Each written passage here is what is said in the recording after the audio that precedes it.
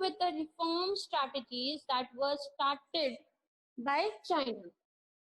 तो चाइना में जो रिफॉर्म स्टार्टेड हुए थे तो उसकी हिस्ट्री हम लोग पढ़ चुके थे कि पहले कैसे वहाँ मोनार्की थी, फिर मोनार्की के बाद वहाँ पे रिपब्लिक हुई और बाद में फिर ट्रांसफॉर्मेशन करके फाइनली वो सोशलिस्ट इकोनॉमी डेवलप करके कम्युनिस्ट नेशन बन गया।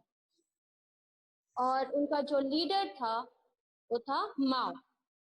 तो हम लोग ने कल पढ़ा कि the first policy that was initiated in China was the great leap forward, that is GLF, and it was started in the year 1958. इस 1958 में माओ जो चाहते थे कि वो मैसिव इंडस्ट्रियलाइजेशन हो ताकि चाइना की इकोनॉमी को बूस्ट मिले, वो आगे बढ़ सके, और इसीलिए वो चाहते थे कि ढेर सारी इंडस्ट्रीज स्टार्ट हो। तो उन्होंने कहा कि people should set up industries in their backyards, यानी अपने घर के पीछे जो एम्प्टी स्पेस है उसमें उनको इंडस्ट्रीज को स्टार्ट करना चाहिए। जितने इंडस्ट्रीज उतना प्रोडक्शन, उतना फॉरेन एक्सचेंज, जितने इंडस्ट्रीज उतना एम्प्लॉयमेंट। प्लस वो फैमिली सिस्टम खत्म करना चाहते थे, तो रूरल एरियाज में उन्होंने कम्यून सिस्टम स्टार्ट किया जहां पे कलेक्टिवाइजेशन एंड कोऑपरेशन से फार्मिंग की जाती थी। तो कलेक्टिव एंड कोऑपरेटिव फार्मिंग करती थी। लैंड को ब्रिगेड्स के अंडर किया जाता था और उन ब्रिगेड्स के अंदर अलग अलग टीम्स बनती थी वर्कर्स की जो काम करते थे। तो ये स्टेप्स उन्होंने लिए।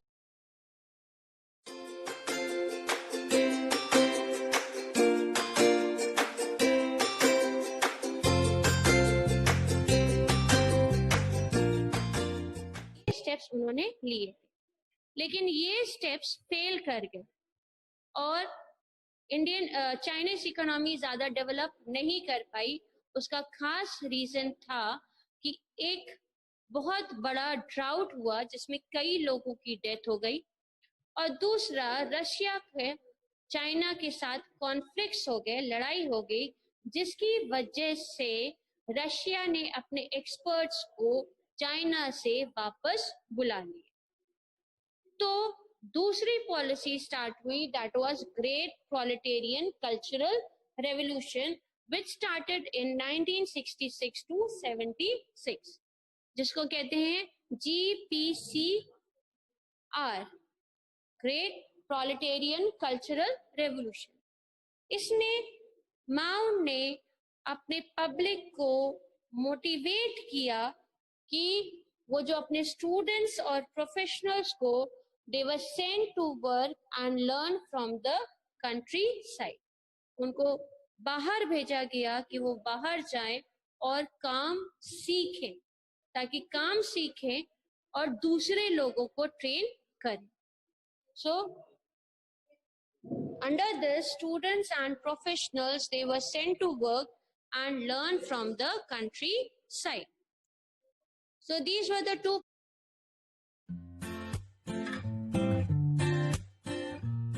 policies.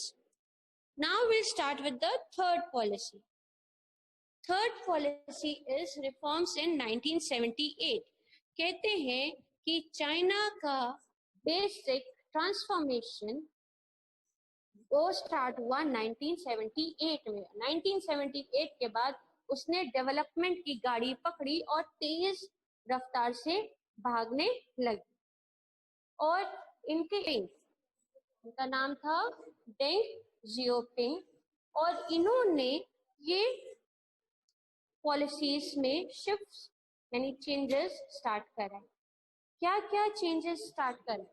तो सबसे पहले इन्होंने क्या किया कि इन्होंने कहा जो भी रिफॉर्म्स होंगे एक साथ नहीं होंगे, फेजेस में होंगे, पार्ट बाय पार्ट होंगे। तो रिफॉर्म्स को इन्होंने इनिशिएट किया इन फेजेस फ्रॉम 1978, और ये डेंग जियोपिंग जो थे ये सोशलिस्ट पैटर्न चाइना में लाए। सबसे पहले उनका था कि रिफॉर्म्स किस चीज के लिए होना चाहिए? तो रिफॉर्म्स होने चाहिए for agriculture, for foreign trade and investment sector. ठीक, agriculture, foreign trade and investment sectors के लिए रिफॉर्म होने चाहिए। एग्रीकल्चर में क्या करना था?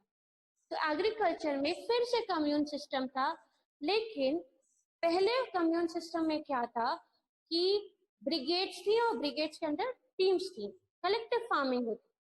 अब इन्होंने क्या किया, अंडर कम्यून सिस्टम ये जो कम्यून लैंड है इनको प्लॉट्स में डिवाइड किया और हर प्लॉट को एक फार्मर को दिया गया और फार्मर पूरा रेवेन्यू अपने पास रख सकता था बशर्ते वो गवर्नमेंट को स्टिपुलेटेड टैक्सेस दे दे। यानी after paying stipulated taxes whatever revenue was left could be kept by the farmer। तो यहाँ पे ग्रुप में फार्मिंग थी, यहाँ इंडिविजुअल फार्मिंग थी। कंडीशन क्या थी कि लैंड आपको दिया जा रहा है ओनरशिप के लिए नहीं, सिर्फ काम करने के लिए, और उस काम से जो भी पैसा आएगा वो आप अपने पास रख सकते हैं बशर्ते कि आप गवर्नमेंट को टाइमली उनके स्टिपुलेटेड टैक्सेस दे दें। So there was a change at commune system. पहले कैसा होता था, ग्रुपिंग में होता था, अब इंडिविजुअल कम्यून सिस्टम हो रहा था। इंडिविजुअल जो वर्कर काम कर रहा था अपने फैमिली के साथ, अपने ग्रुप के साथ, उसको इनकम का फायदा उठाया जा रहा है। तो इसी तरह से फॉरेन ट्रेड और इन्वेस्टमेंट सेक्टर्स में भी उन्होंने रिफॉर्म्स इनिशिएट की।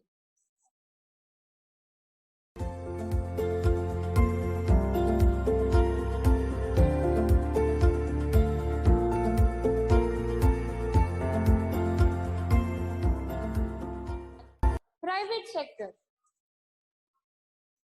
अब पहले तो सिर्फ पब्लिक सेक्टर इंडस्ट्रीज थी और आपने कहा था इंडस्ट्रियलाइजेशन को बढ़ावा दिया गया और सब चीज गवर्नमेंट कंट्रोल की। तो अब क्या था कि प्राइवेट सेक्टर को अलाउ किया जा रहा था।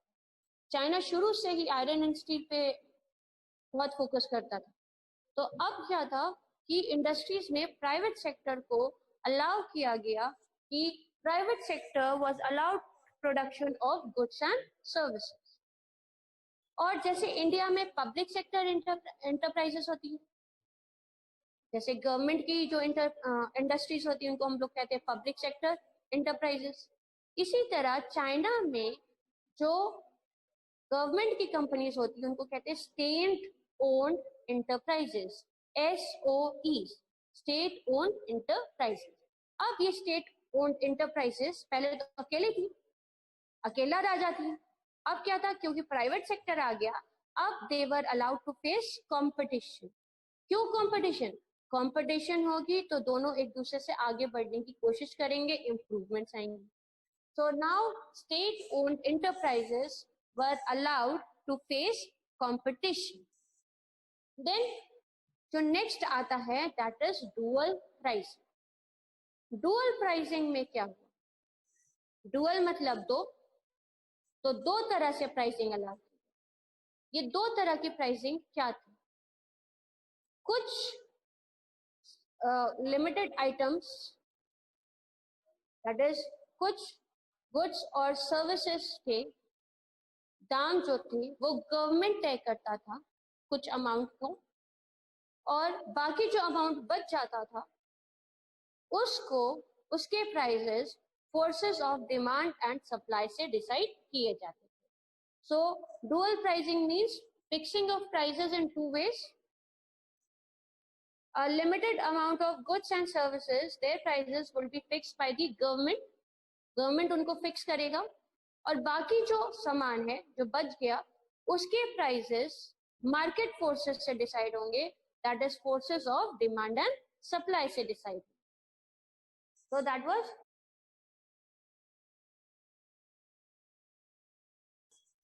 देन लास्ट आता है स्पेशल इकोनॉमिक जोन्स सेटअप कर। क्यों सेटअप किया स्पेशल इकोनॉमिक जोन्स? तो टू अट्रैक्ट फॉरेन इन्वेस्टर्स, ताकि फॉरेन कंपनीज आए और चाइना में प्रोडक्शन स्टार्ट करे, अपना पैसा लगाएं। तो ये स्पेशल इकोनॉमिक जोन्स स्टार्ट किया। स्पेशल इकोनॉमिक सेम है जो हम लोग इंडिया में पढ़ते आए हैं। स्पेशल इकोनॉमिक जोन्स ऐसे एरियाज होते हैं जहाँ पे अगर आप प्रोडक्शन स्टार्ट करते हैं तो आपको कई टाइम के लिए रेंट नहीं पड़ेगा for the land, electricity subsidise rates पे पड़ेगी, वाटर भी आपको फ्री मिलेगा या सब्सिडाइज रेट्स पे मिलेगा, गवर्नमेंट कई चीज़ों की सब्सिडी आपको देगी, प्लस कई तरह का सपोर्ट देगी, हो सकता है आपको टैक्स हॉलीडे दे दे या कुछ समय तक के लिए टैक्स एग्जेम्पशन दे दे। तो ये सारी चीज़ की गई फॉर द रिफॉर्म्स और फॉर अट्रैक्टिंग फॉरेन इन्वेस्टर्स। तो ये आपके 7 थिंग्स हैं, 7 रिफॉर्म्स हैं जो चाइना ने इनिशिएट किए थे।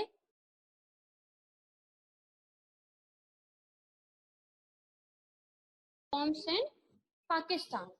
पाकिस्तान के रिफॉर्म्स किस तरह से? तो सबसे पहले आपको पता है पाकिस्तान 1947 में इंडिपेंडेंट हुआ, लाइक इंडिया। उसने भी अपने फर्स्ट 5 ईयर प्लान्स स्टार्ट किए जिसको नाम दिया था मीडियम टर्म डेवलपमेंट प्लान्स। और फिर उसने भी इंडिया की तरह एक सोशलिस्ट पैटर्न अपनाया और मिक्स्ड इकोनॉमी स्टार्ट की। So the first thing is Pakistan started with a mixed economy that is equal importance to public as well as private sector. तो सबसे पहले पाकिस्तान ने क्या किया? That was it opted for a mixed economy model, that is coexistence of public as well as private sectors. एक public private दोनों sector था, तो मिक्स्ड इकोनॉमी उन्होंने फॉलो की। और फिर कई रिफॉर्म्स इंट्रोड्यूस किए इन 1960s, और ये रिफॉर्म्स में सबसे बड़ा था इंपोर्ट सब्स्टिट्यूशन, यानी ऐसे गुड्स जो खुद आपके देश में प्रोड्यूस हो सकते हैं उनको बाहर से ना खरीदा जाए। So what is import substitution? Replacing goods or producing goods in the country itself which were earlier imported from outside. और इस काम को करने के लिए उसने टैरिफ प्रोटेक्शन लगाया, यानी जो बाहर से सामान आता था उस पर टैक्स लगा देते थे ताकि वो लोकल सामान के कंपैरेटिवली महंगा हो जाए, तो टैरिफ प्रोटेक्शन करने लगे। और कई कंज्यूमर गुड्स खुद अपने देश में प्रोड्यूस करने लगे। तो इसी तरह से इंपोर्ट सब्स्टिट्यूशन किया गया, खुद डायरेक्टली प्रोड्यूस कर रहे थे गुड्स को।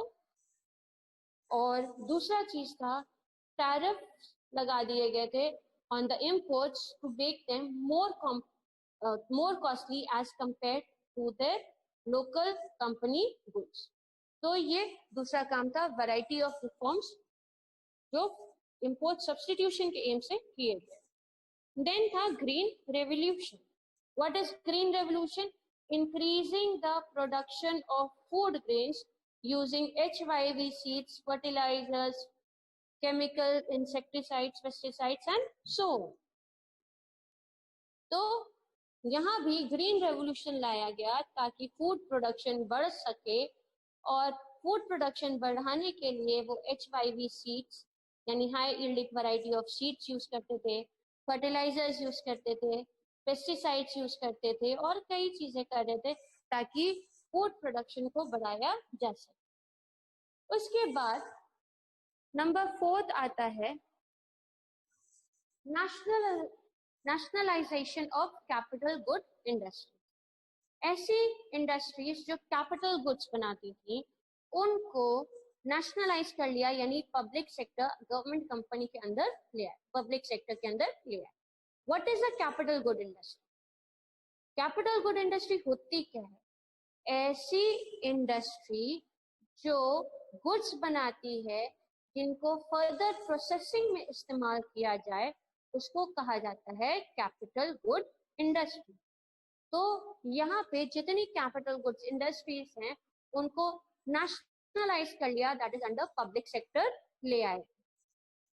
देन ये 70s में लेके आए थे लेकिन वापस 1980s तक उनको डीनेशनलाइज कर दिया। Next is encouragement to private sector. Private sector को बढ़ावा दिया गया ताकि वो और ज्यादा फर्दर प्रोडक्शन करे, ताकि पाकिस्तान का जीडीपी बढ़ सके, एम्प्लॉयमेंट बढ़ सके और पाकिस्तान का डेवलपमेंट हो सके। सो encouragement was given to the private sector industries. उसके बाद था कि पाकिस्तान का जो बिगेस्ट प्लस पॉइंट रहा है, सबसे बड़ा पॉइंट रहा है कि पाकिस्तान को फाइनेंशियल सपोर्ट मिलता है। पाकिस्तान को फाइनेंशियल सपोर्ट मिलता है कहाँ से? From western Nations.